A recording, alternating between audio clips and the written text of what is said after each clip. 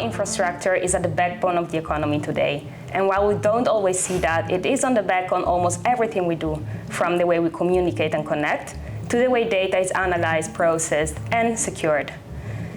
In this episode, Steve is going to join us to look deep dive into this very important driver that is a relevant piece of the economy we are in today.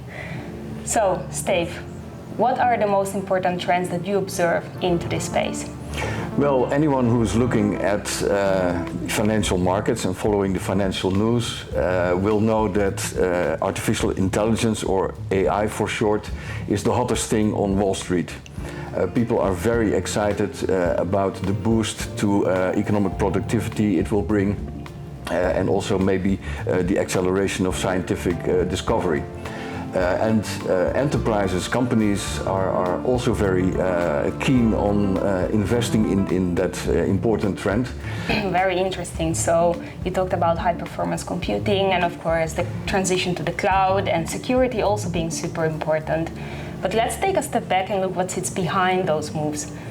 Who do you think are the most important players that actually benefit from those, trends and growth and situations that we observe in the market? Yeah, right. Well, it's interesting that if you look at the whole high-performance computing production chain, there's actually only a handful of companies that dominate the critical parts of that chain. And they are capturing most of the value currently. So all these investments, these hundreds of billions of dollars that are being invested, these companies are clearly the most or benefiting the most from all that spending. And then you have to think about the manufacturers of high-end chips, but also high-end processors and accelerators that we briefly touched upon earlier. And so that is currently the situation.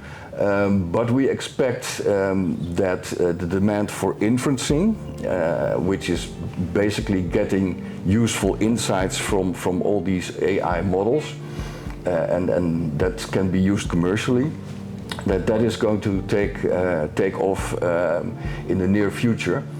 And the group of companies that is really going to benefit from that are the hyperscalers, or the giant cloud providers, which provide the scale and the flexibility to run these models efficiently. So that is an important category. And when we look a little bit further ahead, we think that the momentum will gradually shift from those companies that really provide the infrastructure to companies that actually adopt AI to improve their own products and services. So that is how we look at the opportunity in this team currently. So, Steve, why now? Why now? Well, it would be disingenuous to say that this trend is just taking off and that you're at the right time to benefit from it. Obviously, this market has already